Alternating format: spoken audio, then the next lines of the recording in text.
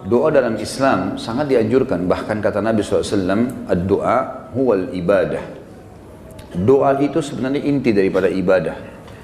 Sebagian ulama mengatakan, kalau diitlakkan doa, maka berarti semua aktivitas ibadah masuk di dalamnya. Makanya contoh misal, definisi daripada sholat, secara etimologi adalah doa. Karena memang isinya doa.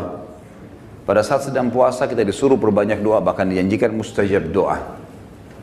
Kita melakukan aktivitas apa saja, keluar rumah, masuk rumah, mau makan, habis makan, mau keluar masuk kamar mandi, keluar kamar mandi. Mengenakan pakaian, membuka pakaian, apa saja ada doanya. Dan doa dijadikan senjata bagi orang-orang beriman oleh Sang Pencipta Allah. Sebagaimana sabda Nabi SAW, ad-doa silahul mu'min.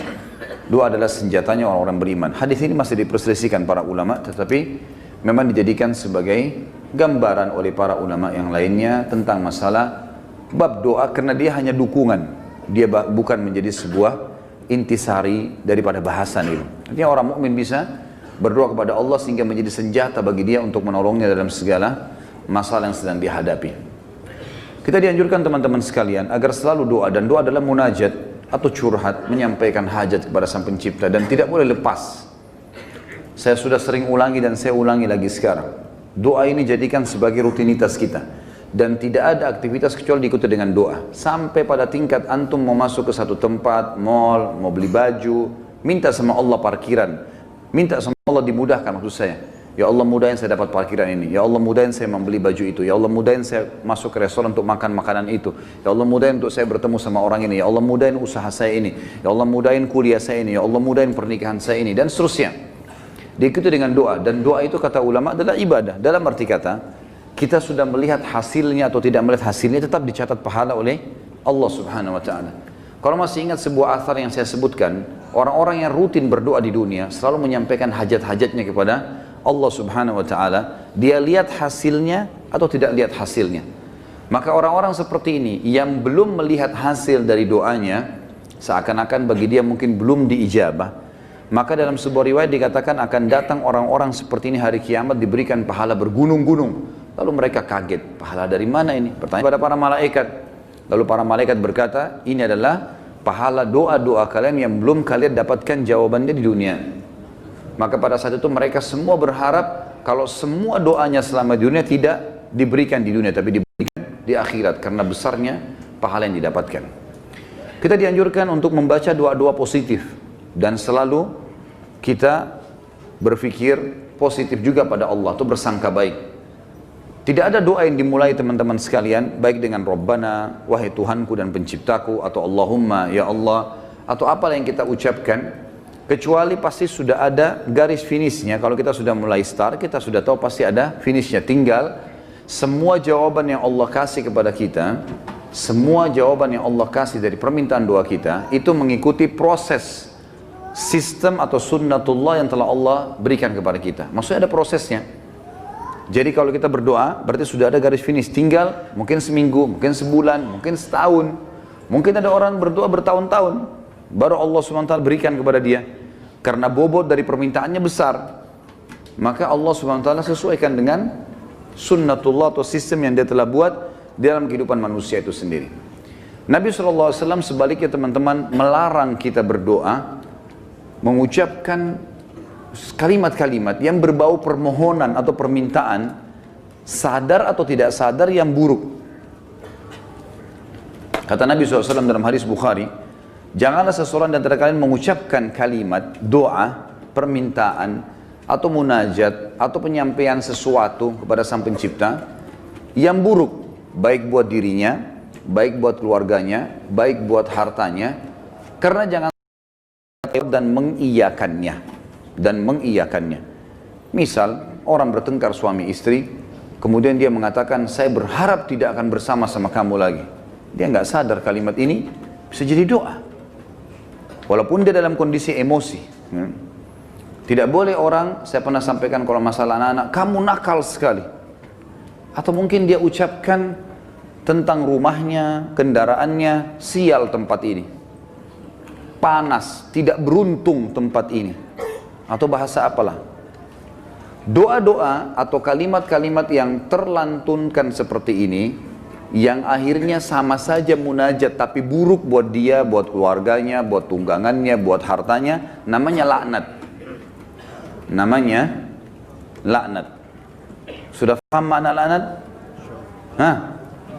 Mana suaranya? Berarti semua ucapan negatif untuk diri, untuk keluarga, untuk harta, namanya laknat. Dan ini hukumnya dosa besar. Tidak boleh melaknat diri sendiri, nggak boleh melaknat keluarga, nggak boleh melaknat harta. Dan laknat saya bilang tadi, masuk di dalamnya semua perkataan yang akhirnya berisi munajat, harapan, permintaan, tapi negatif. Ini nggak boleh. Dan ingat teman-teman, bukan cuma sekedar tidak boleh, Imam Az-Zahabi masukkan dalam dosa besar. Kita nggak boleh melaknat diri sendiri, nggak boleh melaknat juga orang lain, nggak boleh melaknat harta, nggak boleh melaknat benda, nggak boleh semuanya. Dan kita akan baca nanti ada hadis, ada seekor unta yang dilaknat oleh pemiliknya, maka Nabi SAW suruh penduduk Madinah muslimin meninggalkan unta itu. Jangan ada yang sentuh lagi unta itu, karena sudah dilaknat oleh pemiliknya. Hanya karena pada saat pemiliknya nunggangi dia, kaki unta ini kesentuh batu, akhirnya dia hampir jatuh. Mungkin kalau kita naik mobil atau motor sekarang tiba-tiba ada yang ugal-ugalan lalu kita rem tiba-tiba. Kadang-kadang ada orang kalau kurang berzikir teman-teman, tidak biasa lisannya berzikir, yang keluar semua kata kotor nantinya. Tapi kalau orang biasa berzikir, oh subhanallah, Allahu Akbar, dia berzikir lain. Itu positif karena dia sudah terbiasa berzikir maka keluar kalimat itu. Atau tabrakan tiba-tiba, naudzubillah. Tapi kalau dia tidak biasa maka otomatis keluar kalimat-kalimat yang tidak baik. Dan itu bisa jadi doa buat dia atau buat orang lain. Nah kalau buruk berarti namanya laknat, dosa besar. Jelas ya? Ini judulnya. Judul dosa besar 39 adalah melaknat. Saya akan bacakan Imam Az-Zahabi mengangkat dalil-dalilnya teman-teman sekalian. Di antaranya adalah hadis riwayat Bukhari Muslim, hadis yang sangat ringkas, pendek, padat sekali. Dan sebagian ulama mengatakan dari hadis ini sudah cukup sebenarnya setiap mukmin punya pengontrol dalam bermuamalah dengan dirinya atau orang lain. Pendek sekali bunyinya, kata Nabi SAW, la'nul mu'mini kaqatlihi. Melaknat seorang mukmin adalah seperti dosa membunuhnya. Seperti dosa membunuhnya. Jadi kalau kita lagi jengkel sama seseorang, selama dia muslim, kalau kita ucapkan kalimat itu maka akan kena. Dalam sebuah hadis yang lain apa? Kalau seandainya ada orang melaknat orang lain, maka laknat itu akan naik ke langit. Kemudian tidak diterima di langit. Lalu Allah memerintahkan laknat itu, doa buruk tadi, kembali ke dunia. Kalau orang yang disebutkan padanya laknat berhak mendapatkannya, memang dia orang pelaku itu, maka akan kembali padanya. Tapi kalau tidak, maka akan kembali pada pengucapnya. Jadi pengucapan doa buruk bisa kembali kepada pengucapnya, kembali kepada kita, naudzubillah. Kecuali keadaannya teman-teman, memang kita dibolehkan melaknatnya secara syar'i, seperti orang melaknat iblis, melaknat atau mengutuk orang-orang kafir yang sengaja memerangi kaum muslimin, seperti di kancah peperangan, ada orang kemudian menyerang muslimin dan menyakiti muslimin, lalu kita mengatakan semoga Allah membinasakannya. Sama kan laknat itu, tapi di sini babnya terbuka, pintunya terbuka, ya. Karena memang dibolehkan secara syar'i. Kalau orang hanya pelaku maksiat teman-teman, tidak boleh dilaknat. Apalagi kalau dasarnya orang ini orang mukmin yang tidak bermaksiat. Seperti pernah ada seorang yang berzina di zaman Nabi SAW lalu dirajam, dilempar batu. Lalu ada seorang sahabat berteriak mengatakan semoga Allah melaknatmu. Kenapa? Karena dia berzina. Dan memang nyata, kepergok, lagi dihukum. Berarti orang lagi buat maksiat kan? Sama kalau kita orang lagi mabuk misalnya, di pinggir jalan. Tetap nggak boleh dilaknat teman-teman. Lebih baik kita ucapkan apa? Jangan kita bilang semoga Allah binasakanmu. Mudah-mudahan mobilmu tabrakan. Nah, ini nggak boleh kita ucap. Ya Allah berikan hidayah. Karena pengucapan ini laknat tadi. Kalau tidak kembali ke dia dan memang tidak akan kembali ke orang-orang ini. Kecuali tadi yang saya bilang orang yang dikhususkan. Iblis, syaitan, ya, orang-orang kafir yang menyakiti muslimin, ada memang pintu-pintunya saja. Kalau tidak, cuma orang yang bermaksiat dari kaum muslimin tidak boleh. Apalagi dasarnya bukan orang bermaksiat. Para ulama, para da'i, para orang-orang soleh dan solehah, diolok-olok, dicaci maki. Ini semua masuk dalam masalah bahasan laknat. Melaknat orang mukmin maka lebih berat atau bahkan sama dengan membunuhnya. Kita tahu membunuh dosa besar. Sebagaimana sudah kita bahas juga di dosa besar kita yang kedua, masalah membunuh adalah dosa besar dan itu sangat berat. Dan membunuh orang mukmin teman-teman sekalian, itu dalam ayat Al-Quran disebutkan termasuk yang diancam kekal di neraka selain kekafiran, kemunafikan, kemusyrikan, juga dalam membunuh mukmin secara sengaja. Ini ada ancaman kekal di api neraka, gitu kan? Dan ini masih khilaf di antara ulama memang, tapi umumnya ulama mengatakan zahir hadis ayatnya begitu. Wa may yaqtul mu'mina muta'ammidan fajazaohu jahannam khalidina fiha. Siapa yang bunuh orang mukmin, maka dia akan disiksa atau dikekalkan di dalam api neraka, yang itu ada di dosa besar nomor 2. Maka dia akan dimasukkan ke dalam api neraka dan dia akan kekal di dalamnya. Maaf, sebentar saya pastikan lagi.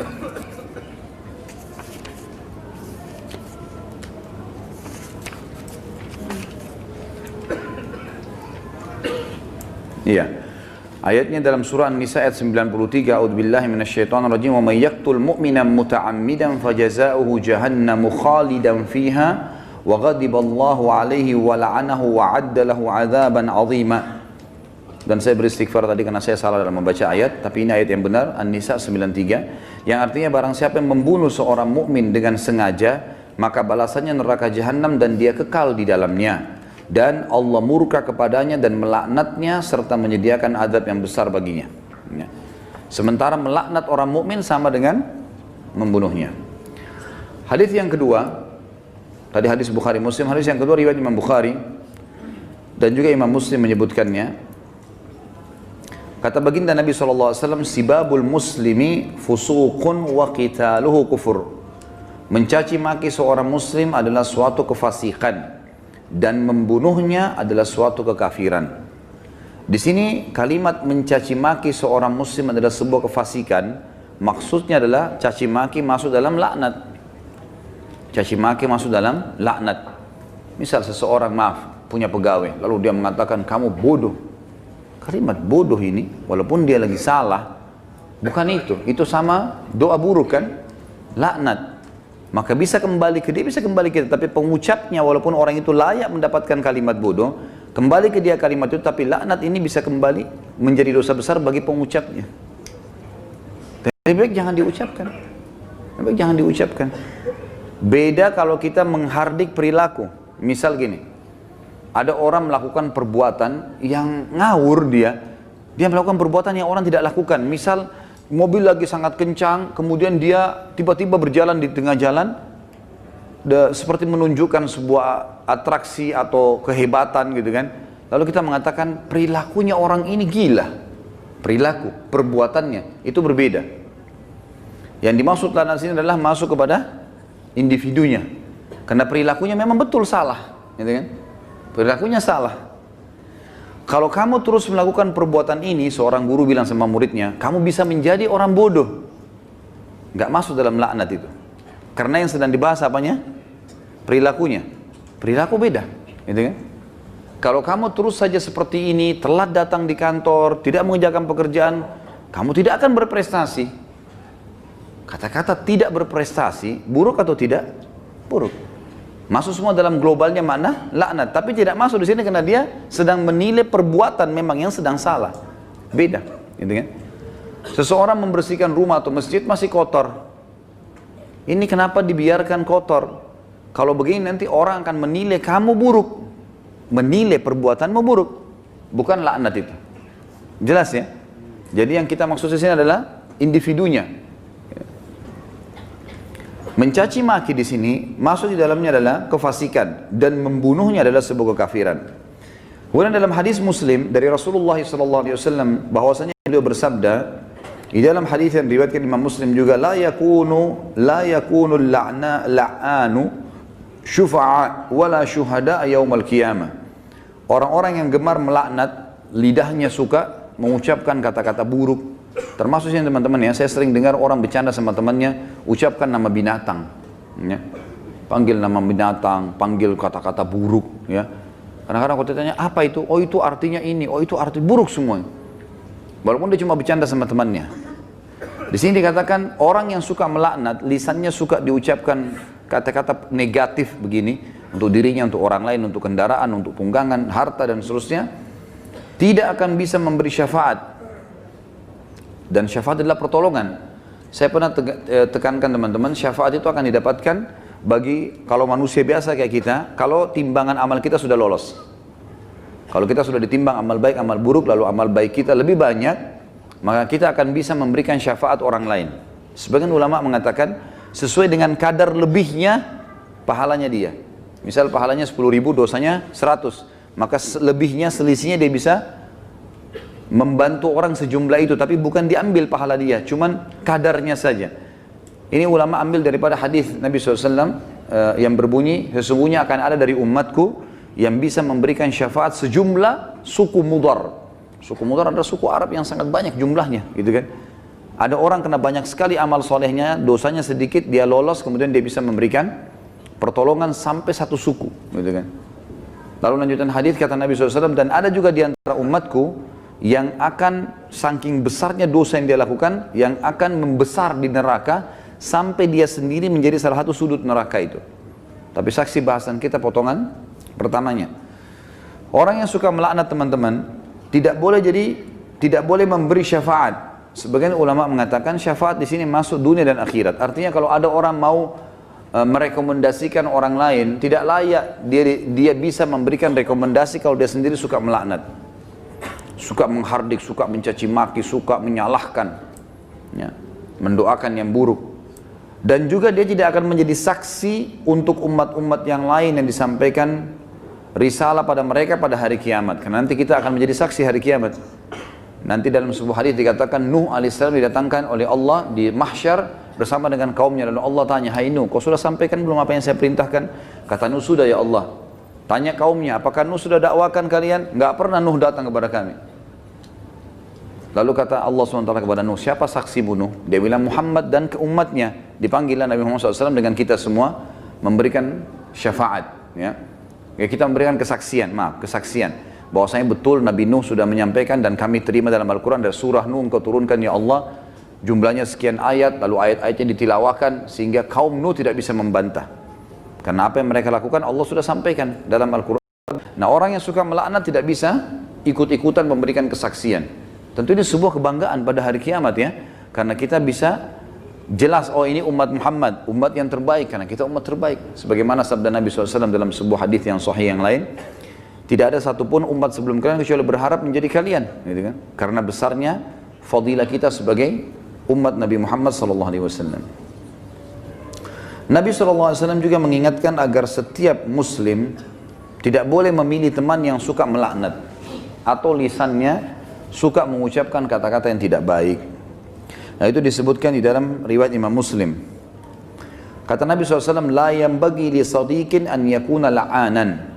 Tidaklah patut bagi seorang teman menjadi seorang tukang laknat atau suka melaknat. Kita sudah tahu kalau kita ketemu kemudian dia suka mencaci maki atau ucapkan kalimat buruk buat dirinya kah, buat orang lain kah, gitu kan? Itu semua buruk. Ya, ini buruk teman-teman sekalian. Sama dengan yang saya lihat orang sering sebut di Jakarta lata, sembarangan ucap-ucapan. Dan ini saya, Allahu a'lam, saya pribadi melihat, mungkin saya salah ya, tapi saya melihat ini mungkin karena dibiasakan saja. Dianggap bahan bercandaan awalnya, lama-lama jadi kebiasaan dia. Lama-lama, karena ini kalau kita tanyakan di teman-teman medis mungkin tidak ada penyebabnya ini. Bukan orang yang gila. Jadi dia cuma karena menganggap lucu, dia anggap juga orang-orang anggap dia jadi lucu, jadi mengucapkan kata-kata yang tidak baik. Ini juga masuk. Kalimat-kalimat buruknya bisa jadi laknat karena orang yang tidak dihitung, tidak dihisab oleh Allah, hanya anak kecil sebelum balik, orang gila sampai sadar, gitu kan? Dan juga orang tidur sampai dia bangun. Selain daripada ini akan dihisab oleh Allah Subhanahu wa taala. Orang mukmin secara umum yang dihasankan hadisnya oleh Imam Tirmidzi, dilarang juga menjadi orang yang suka melaknat, menyalah-nyalahkan, berkata-kata buruk, menyakiti orang lain, sebagaimana sabda beliau sallallahu alaihi wasallam, laisal mu'minu bit-ta'an walal la'an walal fahish walal badhi. Bukanlah seorang mukmin yang sejati Orang yang suka mencelah, yang gemar melaknat, yang suka berbuat keji, dan suka berkata kotor atau menyakiti orang lain. Itu orang mukmin tidak usah. Bahkan saya sudah pernah ajarkan teman-teman, kalau kita diajak ribut, diajak bertengkar, wa idza khatabahumul jahiluna qalu salama. Kamu begini, kamu begitu. Sudahlah, tinggalkan saja. Enggak usah ikut-ikutan. Karena dua orang yang bertengkar, dua-duanya jadi jelek mukanya. Kenapa antum mau ikut-ikutan jadi jelek seperti dia? Karena kita manusia, ada emosi. Kalau lagi bertengkar dengan orang, enggak usah baca WA-nya, enggak usah baca SMS-nya. Enggak usah dilihat. Baca Al-Quran, berzikir kepada Allah, doain supaya dapat hidayah. Belum lihat, mungkin dia marah. Semoga Allah kasih hidayah. Selesai. Insya Allah Allah kasih kebaikan itu. Nanti Allah perbaiki. Gitu. Daripada ikut-ikutan. Ya. Karena dia buruk, kita buruk. Dia melaknat, kita bisa melaknat. Dua-duanya hanya kena keburukan. Dan kata Nabi SAW, kalau dua orang sedang bertengkar, maka laknat Allah turun kepada yang memulai. Siapa yang memulai pertengkaran, dia yang dilaknat sama Allah. Jadi kalau laknat dari Allah melalui malaikat adalah diangkat berkah hidupnya. Kalau laknat kita, manusia kita mengucapkan, berarti kita berharap keburukan buat diri kita atau orang lain. Kalau dari malaikat, dari Allah itu diangkat berkah hidupnya. Kalau dua orang bertengkar, maka laknat Allah turun kepada orang yang memulainya. Dan yang tidak membalasnya terus didoakan malaikat agar dapat rahmat dan pengampunan. Sampai dia membalasnya. Kalau dia sudah balas, dua-dua kena laknat. Jadi tinggalkan saja. Kamu begini, kamu begitu ya, ngomong aja, kita jalan saja. Baik dia yang ngomong. Tulis SMS sampai 1000, tidak usah baca. Tidak usah baca. Kita baca, wah dia begini, balas lagi, habis umur gitu. Untuk apa? Kita kalau balas SMS, balas WA begitu bertengkar itu sudah bisa satu surah Al-Quran dibaca. Satu huruf 10 pahala. Benar nggak? Amalin ya. Jangan cuma benar-benar tapi. Contoh realita lapangan banyak orang begitu. Jadi jangan buang-buang waktu, nggak ada gunanya. Orang mukmin itu tidak suka mencela. Memang tidak gemar, dia tidak mau. Nggak usah ribut-ributan. Kita jelaskan pada saat perlu. Kalau ada pun orang teman-teman, ada dosa besar nanti yang kita bahas, masalah tidak boleh berdebat. Kalau hal-hal yang kita anggap perlu berdebat, menjelaskan argumentasi dan ada manfaat, sampaikan. Gak ada manfaat, gak usah. Kalau diajak dialog, kemudian kita nanti jelaskan juga sama saja, gak ada perubahan, dan kita tahu ini sebenarnya salah, untuk apa kita berdebat? Gak ada gunanya kan? Gak ada gunanya. Pernah salah satu ulama di Madinah didatangi oleh seorang syekh Syiah dari Iran di musim haji, waktu kami masih mahasiswa di sana, diajak berdialog, kami mau berdialog. Syekhnya angkat Quran, kemudian dia bilang di depan mahasiswa, saya mau berdebat dengan anda, tapi percaya nggak dengan ini? Quran ini, diangkat Quran, percaya nggak? Quran ini Quran ahli sunnah, 30 juz, Qurannya mereka 49. Kata dia, tidak, saya tidak percaya. Kata Syekh, saya tidak mau berdebat. Lalu rujukannya apa nanti? Nggak ada gunanya. Macam-macam mereka ucapkan, oh penakut, oh begini. Ngomong aja, silakan. Ukir kata-katamu sepanjang mungkin, tidak masalah. Tulis silakan sampai capek. Malaikat juga catat kan. Dan kalau laknat itu, doa itu tidak